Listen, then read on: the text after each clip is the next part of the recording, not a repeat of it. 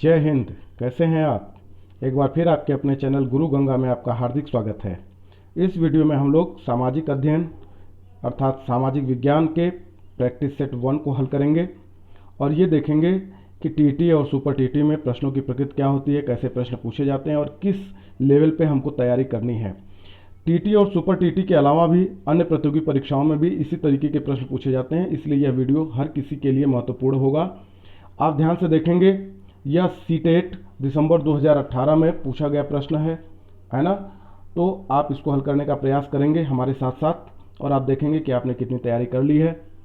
इसमें 60 महत्वपूर्ण प्रश्न है, जिसमें हम पहले प्रैक्टिस सेट के अंदर 30 महत्वपूर्ण प्रश्नों को शुरुआती 30 महत्वपूर्ण प्रश्नों को हल करेंगे और शेष अगले प्रैक्टिस सेट में आपको उपलब्ध कराएंगे। ठीक है, तो इससे पहले कि आज की वीडियो शुरू करें, जिन लोगों ने चैनल को सब्सक्राइब नहीं किया वो चैनल को सब्सक्राइब करके बेल आइकन को प्रेस कर दें ताकि प्रत्येक वीडियो की नोटिफिकेशन उनको समय पर मिलती रहे। और जिन्होंने पिछली वीडियोज़ नहीं देखी है, पिछला प्रैक्टिस सेट हल नहीं किया है, वो इस वीडियो के डिस्क्रिप्शन बॉक्स में जाकर दिए गए लिंक पर क्लिक करके पिछली वीडियोज और पिछला प्रैक्टिस सेट भी देख सकते हैं, हल कर सकते हैं। ठीक है, तो चलिए आज की कक्षा की ओर। तो देखिए, आ गए हम लोग पार्ट 3 की तरफ। सामाजिक अध्ययन, सामाजिक विज्ञान, दोनों रूपों में इसको पूछा जा सकता है। सोशल स्ट्रेटेजी भी कह सकते हैं, सोशल साइंस भी कह सकते हैं। तो ये पहला प्रश्न आपके सम्मुख है, भारत का संविधान कब अपनाया गया था? ठीक ना।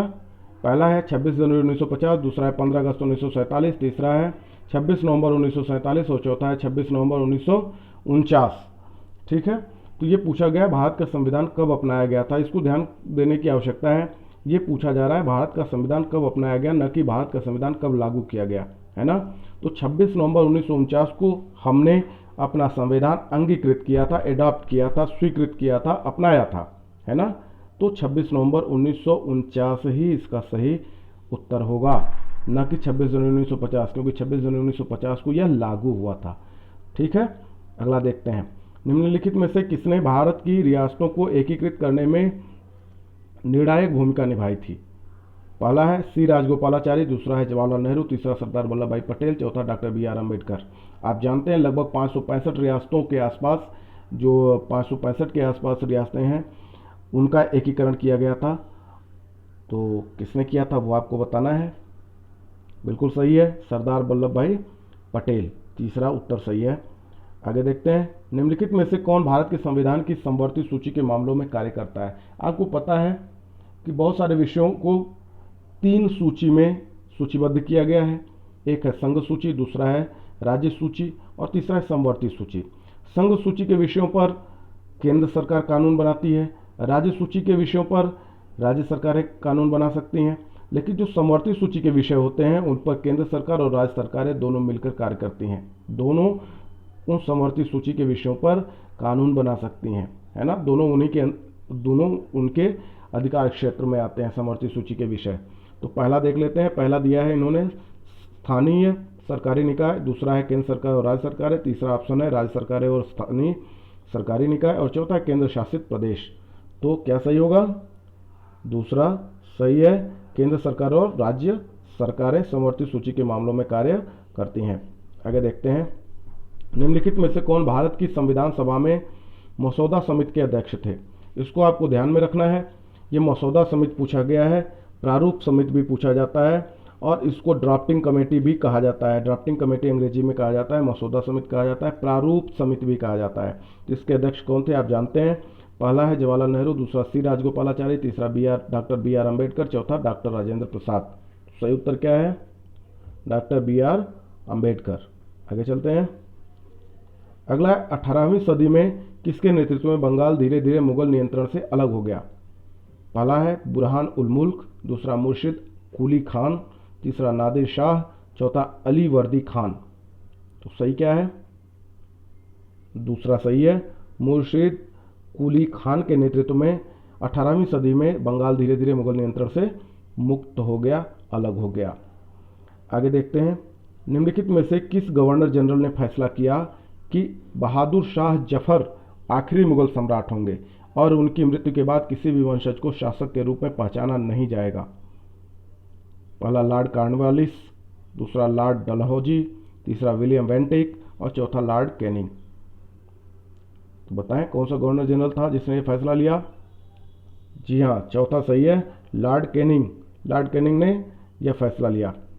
अगला देखते हैं, किस गवर्नर जनरल ने घोषित किया है किस गवर्नर जनरल ने घोषित किया कि अवध पर गलत तरीके से शासन किया जा रहा था और उचित प्रशासन सुनिश्चित करने के लिए ब्रिटिश शासन की आवश्यकता थी? यह हड़प नीति का मामला है। पहला लॉर्ड माउंटबेटन, दूसरा लॉर्ड रिपन, तीसरा लॉर्ड कैनिंग, चौथा लॉर्ड डलहौजी। सही उत्तर क्या है इसका? किसकी हड़प नीति थी? लॉर्ड डलहौजी की हड़प नीति थी, है ना? तो यही उत्तर सही है। आगे देखते हैं, कानपुर के किस शासक ने खुद को पेशवा कहा? पहला बहादुर शाह जफर, दूसरा नाना साहेब, तीसरा बाजीराव प्रथम और चौथा है बाजीराव द्वितीय। किसने कहा? नाना साहेब। नाना साहेब ने खुद को पेशवा कहा, दूसरा सही है। आगे देखते हैं, कारखाने के विषय में पढ़ाने के लिए सबसे उपयोगी विधि होगी। कारखाने के विषय में पढ़ाना है तो सबसे अच्छी और उपयोगी विधि क्या होगी, इसको आपको बताना है। पहला कहता है एक डॉक्यूमेंट्री फिल्म दिखाना, दूसरा कहता है नहीं अच्छी विधि है एक कहानी सुनाना, तीसरा कहता है नहीं किसी विशेषज्ञ को निमंत्रित करना ज़्यादा अच्छा होगा, और चौथा ऑप्शन कहता है किसी औद्योगिक कारखाने की यात्रा आयोजित करना। यदि कारखाने के विषय में पढ़ाना है तो आपको किसी औद्योगिक कारखाने की यात्रा आयोजित करनी चाहिए, वहाँ जाना चाहिए, वहाँ काम करने के तरीके को बच्चों को दिखाना चाहिए, है ना? तो सबसे उपयोगी विधि क्या है?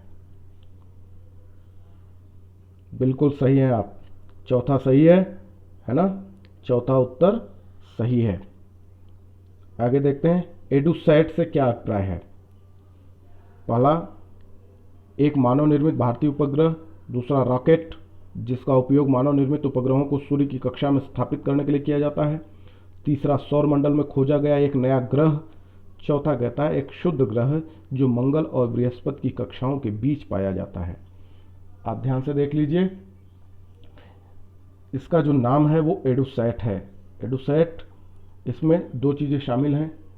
एडू का अर्थ है एजुकेशनल, सैट का मतलब सैटेलाइट, है ना?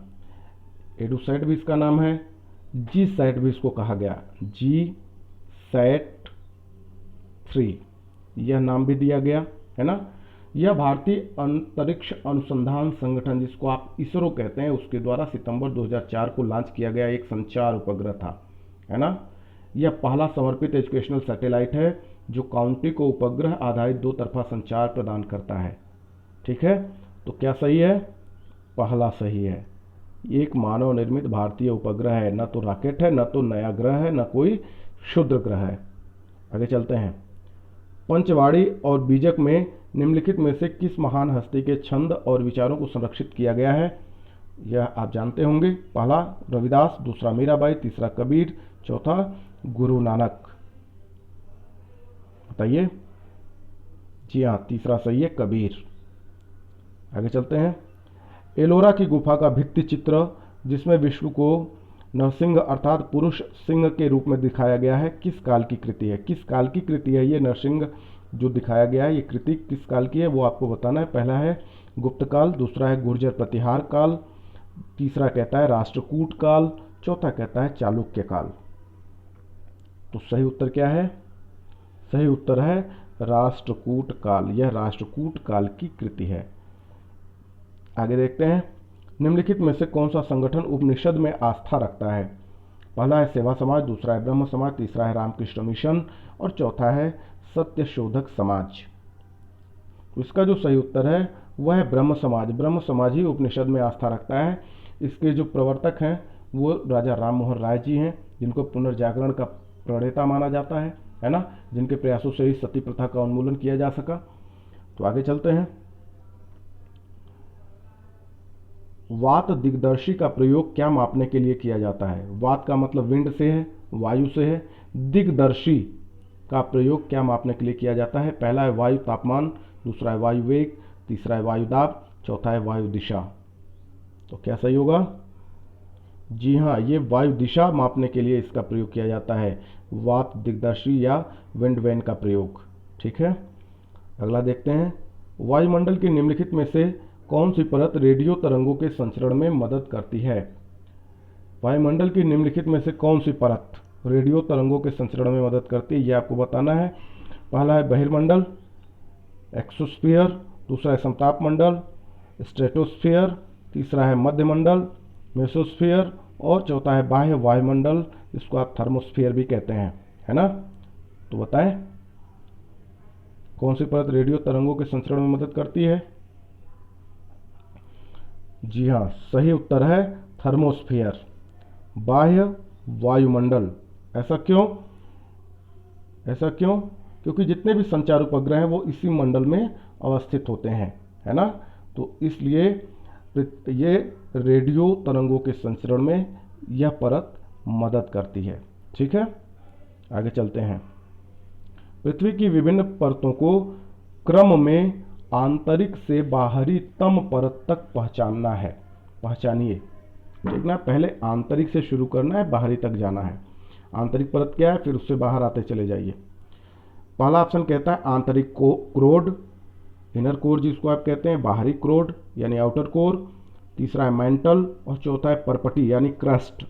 ठीक है, दूसरा कहता है परपटी, फिर मेंटल, फिर बाहरी क्रोड, फिर आंतरिक क्रोड। तीसरा कहता है मेंटल, परपटी, बाहरी क्रोड, आंतरिक क्रोड। चौथा कहता है आंतरिक क्रोड, बाहरी क्रोड, परपटी, मेंटल। क्या सही है? अंदर की तरफ से बाहर की तरफ आना है ना। तो सबसे पहले इनर कोर, फिर आउटर कोर, आंतरिक क्रोड, बाहरी क्रोड, फिर मेंटल और फिर परपटी, है ना। तो पहला सही है, पहला विकल्प सही है। पृथ्वी की आंतरिक संरचना यदि आपने पढ़ी होगी तो आप इसको जानते हैं। आगे चलते हैं। दिए गए आरेख में सूर्य, पृथ्वी और चंद्रमा की स्थिति को ध्यान से देखिए और बताइए कि वह क्या दर्शाता है। ठीक ना, ये स्थिति दी हुई है चित्र में, आप ध्यान से देख लीजिए और आपको बताना है कि यह क्या दर्शा रहा है, यह स्थिति क्या दर्शा रही है। पहला लघु ज्वार भाटा को दर्शा रही है, दूसरा कहता है सूर्य ग्रहण को, तीसरा कहता है चंद्र ग्रहण को और चौथा कहता है बृहद ज्वार भाटा को। तो सूर्य ग्रहण आप जानते हैं, सूर्य ग्रहण कब होता है? जब सूर्य और पृथ्वी के बीच में चंद्रमा आ जाता है तो होता है, तो यह स्थिति है नहीं। चंद्र ग्रहण कब होता है? जब सूर्य और चंद्रमा के बीच पृथ्वी आ जाती है तो चंद्र ग्रहण होता है, तो यह स्थिति भी नहीं है। अब लघु ज्वार भाटा क्या होता है वो जान लेते हैं। प्रत्येक चंद्रमास के शुक्ल पक्ष तथा कृष्ण पक्ष की सप्तमी अष्टमी को उत्पन्न होने वाले ज्वार को, जो सामान्य ज्वार से कम ऊंचा होता है, हम लघु ज्वार भाटा कहते हैं, क्योंकि इस स्थिति को सूर्य तथा चंद्रमा पृथ्वी से समकोणिक स्थिति में होते हैं और दोनों के ज्वार उत्पादक बल विपरीत दिशा में कार्य करते हैं, जिसके कारण इस समय उत्पन्न ज्वार की ऊंचाई सामान्य ज्वार से कम होती है। इस समय भाटा की निचाई भी सामान्य भाटा से कम रहती है, इसीलिए ज्वार तल और भाटा तल का अंतराल न्यूनतम होता है। जो समझने की बात वह है कि इस स्थिति को जबकि लघु ज्वार भाटा आता है तो सूर्य तथा चंद्रमा पृथ्वी से समकोणिक स्थिति में होते हैं। यहाँ भी आप ध्यान से देखेंगे तो ये क्या है, सूर्य तथा चंद्रमा क्या बना रहे हैं? समकोणिक स्थिति में बना रहे हैं पृथ्वी से, है ना। तो इसका मतलब ये पहला ही उत्तर सही है। आगे चलते हैं। 48, जब नदी मैदान में प्रवेश करती है तो यह मुड़ जाती है और बड़े बड़े मोड़ बनाकर बहती है, जो कहलाता है, क्या कहलाता है वो आपको बताना है। चाप झील, तटबंध, बाढ़ का मैदान और विसर्प। जी हाँ, आपका उत्तर सही है, विसर्प बनाती है ना। जब ये मैदानी भाग में प्रवेश करती है तो ये ऐसा आकार में बहती हुई चलती है ना, बड़े बड़े मोड़ बनाकर चलती है, विसर्प के आकार में चलती है, इसलिए इसको विसर्प भी कहते हैं। आगे चलते हैं। अधिकांश दुर्गम क्षेत्रों में और आपदाओं के समय लोगों को बचाने और भोजन, जल, कपड़े एवं दवाओं को वितरित करने के लिए यातायात का कौन सा साधन बेहद उपयोगी है? आप ध्यान से देखिए, अधिकांश दुर्गम क्षेत्रों में और आपदाओं के समय लोगों को बचाना भी है, भोजन, जल, कपड़ा एवं दवाओं को वितरित करने के लिए यातायात का साधन कौन सा सबसे उपयोगी है वह बताना है ना। तो देखिए, पहला जल मार्ग, दुर्गम क्षेत्रों में जल मार्ग की सुविधा होगी, ये जरूरी नहीं है ना। वायु मार्ग शायद होगा। तीसरा रेल मार्ग, जब आपदाएं आती हैं तो आप जानते हैं रेल पटरियां भी क्षतिग्रस्त हो जाती हैं दुर्गम क्षेत्रों में, हर जगह रेल पटरियां होंगी भी नहीं। और चौथा है सड़क मार्ग, तो आपदाओं के समय दुर्गम क्षेत्रों में सड़क मार्ग की स्थिति भी अच्छी नहीं होती। तो हमारे पास जो ऑप्शन बचता है वह है वायु मार्ग। आपने देखा भी होगा बहुत सारी आपदाओं में वायु मार्ग से ही हम दुर्गम क्षेत्रों में पहुंचते हैं और लोगों को राहत सामग्री पहुंचाते हैं, लोगों को आपदाओं में बचाने का कार्य करते हैं। आगे चलें। आप ध्यान से देखिए प्रश्नों की प्रकृति क्या है ना। और यदि यह वीडियो आपको पसंद आता है तो आप इसे लाइक जरूर करें, अपने मित्रों में शेयर जरूर करें। और यदि आप कोई बहुमूल्य सुझाव हमको देना चाहते हैं, कुछ और जानना चाहते हैं ताकि हम आपके लिए अधिक उपयोगी वीडियो बना सके, आप सुझाव देना चाहते हैं तो आप कमेंट बॉक्स में अपना सुझाव भी जरूर दीजिए। और अगर आपने चैनल को सब्सक्राइब अब तक नहीं किया है तो आप चैनल को सब्सक्राइब भी जरूर कर लें ताकि उपयोगी वीडियो आपको समय पर मिलती रहे, है ना। तो अगला देखते हैं, भूगोल की वह शाखा जो विशिष्ट मानव जनसंख्या की संरचना के विषय से संबंधित है कहलाती है। क्या कहलाती है? भूगोल की वह शाखा जो विशिष्ट मानव जनसंख्या की संरचना के विषय से संबंधित है कहलाती है। क्या कहलाती है वो बताना है। पहला मानव भूगोल, दूसरा नगरीय भूगोल, तीसरा जैव भूगोल और चौथा है जनसांख्यिकी, डेमोग्राफी। क्या सही है? जी हाँ, जनसांख्यिकी या डेमोग्राफी कहलाती है, जनसांख्यिकी कहलाती है। ठीक है, आगे चलते हैं। अभिकथन दिया हुआ है, कारण दिया हुआ है, इसको ध्यान से आपको देखना है। पहला अभिकथन है, सूर्य गुजरात में अरुणाचल प्रदेश से लगभग 2 घंटे बाद अस्त होता है। सूर्य गुजरात में 2 घंटे बाद अस्त होता है। किससे 2 घंटे बाद? अरुणाचल प्रदेश से, यानी अरुणाचल प्रदेश में जब अस्त होता है उसके 2 घंटे बाद गुजरात में होता है। जब कथन है। दूसरा नीचे दिया हुआ कारण के रूप में, अरुणाचल प्रदेश गुजरात की तुलना में उच्च अक्षांश पर स्थित है ना। अरुणाचल प्रदेश उच्च अक्षांश पर स्थित है, किसकी तुलना में? गुजरात की तुलना में। ठीक है, यह दोनों बातें सत्य हैं, दोनों बातें सही हैं। अब ऑप्शन देखते हैं क्या है। दिए गए विकल्पों में सही विकल्प का चयन करना है।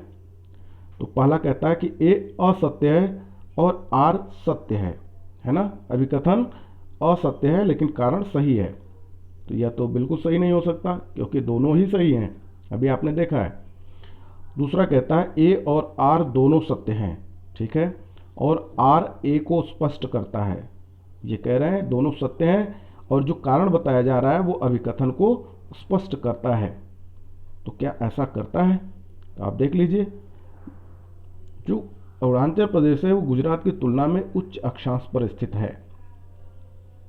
क्या इसी वजह से वो 2 घंटे बाद अस्त होता है वहां पे सूर्य?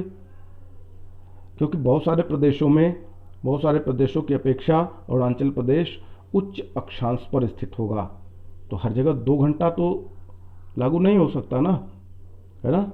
तो ये पूरी तरह से उसको स्पष्ट अभी भी नहीं कर पा रहा है। तीसरा देखते हैं क्या है। ए और आर दोनों सत्य हैं लेकिन आर ए को स्पष्ट नहीं करता है। यही उत्तर सही है, क्योंकि चौथा कहता है ए सत्य है और आर असत्य है, तो यह तो ऑप्शन बिल्कुल सही नहीं है। ए और आर दोनों सत्य हैं लेकिन अभी भी आर जो है वो ए को स्पष्ट नहीं करता है। थोड़ा लॉजिकल है ना, इसको आपको ध्यान से देखना पड़ेगा, तार्किक दृष्टिकोण से देखना पड़ेगा। इसीलिए हम कह रहे हैं बार बार कि आप इसको रट नहीं सकते। आप इस पर जितना अभ्यास करेंगे, जितना ज़्यादा प्रैक्टिस सेट को हल करेंगे, उतना ज़्यादा आप सही उत्तर देने के करीब पहुँचते चले जाएंगे। आगे देखते हैं, निम्नलिखित में से कौन सा ऊर्जा का गैर परंपरागत स्रोत है, यानी जिनका हम परंपरागत रूप से प्रयोग कर रहे हैं उसके अलावा क्या है। पहला है कोयला, तो ये परंपरागत है। दूसरा ईंधन, यह भी परंपरागत स्रोत है। प्राकृतिक गैस, यह भी परंपरागत स्रोत है। अगला जो है सौर ऊर्जा, यही गैर परंपरागत स्रोत है। सौर ऊर्जा, ये चौथा सही है। आगे देखते हैं, विशेष रूप से निर्मित टैंकों और तालाबों में मछली का प्रजनन कहलाता है। पहला पीसी कल्चर, दूसरा सेरीकल्चर, तीसरा विटीकल्चर, चौथा हार्टिकल्चर। इस पे हमने वीडियो बना रखा है। अगर आप इसके बारे में डिटेल में पढ़ना चाहते हैं, पीसी कल्चर क्या होता है, सेरीकल्चर क्या है, विटीकल्चर क्या है, हार्टिकल्चर क्या है, तो आप इस वीडियो के डिस्क्रिप्शन बॉक्स में जाकर वह वीडियो देख सकते हैं। उसमें इसके बारे में बहुत डिटेल में बताया गया है। अगर आप चाहते हैं कि इससे संबंधित कोई भी प्रश्न आपसे मिस न हो परीक्षाओं में, तो आप उस वीडियो को जरूर देख लें। विशेष रूप से निर्मित टैंकों और तालाबों में मछली का प्रजनन कहलाता है पीसी कल्चर। क्या कहलाता है? PC culture. आगे चलते हैं, स्थल का एक सकरा भाग जो 2 बड़े स्थलीय भागों को एक दूसरे से जोड़ता है उसे क्या कहते हैं। आप ध्यान से देख लीजिए, 2 बड़े स्थलीय भागों को जोड़ता है, क्या जोड़ता है? स्थल का ही एक सकरा भाग जोड़ रहा है। 2 बड़े स्थलीय भाग भी हैं और स्थल का ही एक सकरा भाग जोड़ रहा है, उसे क्या कहते हैं ये बताना है। खाड़ी, बिल्कुल नहीं। जल संधि, बिल्कुल नहीं। स्थल संधि, हाँ स्थल संधि हो सकता है। क्योंकि दो बड़े स्थलीय भागों को स्थल के द्वारा ही जोड़ा जा रहा है, तो ये क्या कहलाएगा, स्थल संधि कहलाएगा। द्वीप तो नहीं कहा जा सकता, चौथा तो बिल्कुल सही नहीं होगा, स्थल संधि तीसरा ऑप्शन सही है। आगे चलते हैं। निम्नलिखित में से कौन सा महाद्वीप आकार में सबसे छोटा, ये बड़ा आसान सा प्रश्न है, इसको आप जानते होंगे। पहला है यूरोप, दूसरा ऑस्ट्रेलिया, तीसरा दक्षिण अमेरिका, चौथा है अफ्रीका। सबसे छोटा क्या है आकार में, वो बताना है आपको महाद्वीप। जी हाँ, सही हैं आप, दूसरा सही है, ऑस्ट्रेलिया सबसे छोटा आकार में सबसे छोटा महाद्वीप है। और सबसे बड़ा क्या है, एशिया। एशिया महाद्वीप आकार में सबसे बड़ा महाद्वीप है। आगे देखते हैं। उच्च प्राथमिक स्तर पर सामाजिक विज्ञान में शामिल है, यानी 6 से 8वीं तक की जो कक्षा है उसके सामाजिक विज्ञान में कौन कौन से विषयों को शामिल किया गया है वो आपको बताना है। पहला ऑप्शन कहता है इतिहास है, भूगोल है, राजनीति विज्ञान और समाजशास्त्र है। दूसरा ऑप्शन कहता है इतिहास, भूगोल, राजनीति विज्ञान, मनोविज्ञान। तीसरा कहता है इतिहास, भूगोल, अर्थशास्त्र, समाजशास्त्र। और चौथा कहता है इतिहास, भूगोल, राजनीति विज्ञान, अर्थशास्त्र। तो आप बताइए। जी हाँ, इस स्तर पर समाजशास्त्र अलग से विषय नहीं है, समाजशास्त्र को अलग नहीं किया गया है, मनोविज्ञान को भी अलग नहीं किया गया है ना। तो जहाँ पर समाजशास्त्र या मनोविज्ञान दिखाया गया है वो तो गलत है ना। तो समाजशास्त्र यहाँ पर भी है, ये भी गलत है, मनोविज्ञान भी ऑप्शन गलत है, समाजशास्त्र यहाँ भी है, ये भी ऑप्शन गलत है। इतिहास, भूगोल, राजनीति विज्ञान और अर्थशास्त्र यही सही उत्तर है, ठीक ना। सामाजिक विज्ञान में इन्हीं को शामिल किया गया है उच्च प्राथमिक स्तर पर। आगे चलते हैं। आगमनात्मक अधिगम, इंडक्टिव लर्निंग, निम्नलिखित में से किस विधा का विरोधाभासी है। आगमनात्मक अधिगम विरोधाभासी है, किसका है वो आपको बताना है। पहला है निपुणात्मक अधिगम, दूसरा है व्याख्यानात्मक शिक्षण, तीसरा है संरचनात्मक प्रशिक्षण और चौथा है अनुकरण। क्या सही है? जी हाँ, व्याख्यानात्मक शिक्षण इसी का विरोधाभासी है ना। आगमनात्मक अधिगम व्याख्यानात्मक शिक्षण का विरोधाभासी है। आगे चलते हैं। दिए गए कथनों ए और बी को पढ़िए और सही उत्तर का चयन कीजिए। दो कथन दिए हुए हैं जिनको आपको पढ़ना है और नीचे विकल्प दिए हुए उसके अनुसार आपको उत्तर देना है। पहला कहता है आलोचनात्मक सोच, क्रिटिकल थिंकिंग, धारणाओं के निर्माण तथा विचारों के अनुप्रयोग और विस्तार को बढ़ावा देती है। यह सही है। दूसरा कहता है कि यह दूसरों के तर्कों और विश्वासों को समझने और मूल्यांकन करने में मदद नहीं करती। आलोचनात्मक सोच दूसरों के तर्कों और विश्वासों को समझने और मूल्यांकन करने में मदद करती है, और ये कहते हैं मदद नहीं करती, मतलब ये कि दूसरा सत्य नहीं है। पहला सत्य है, दूसरा सत्य नहीं है। अब विकल्प को देखते हैं। पहला विकल्प कहता है ए और बी दोनों सत्य हैं, तो ये ऑप्शन सही नहीं है। दूसरा कहता है ए सत्य है और बी असत्य है, शायद यही सही है, क्योंकि तीसरा कहता है ए असत्य है और बी सत्य है, ये उल्टा है।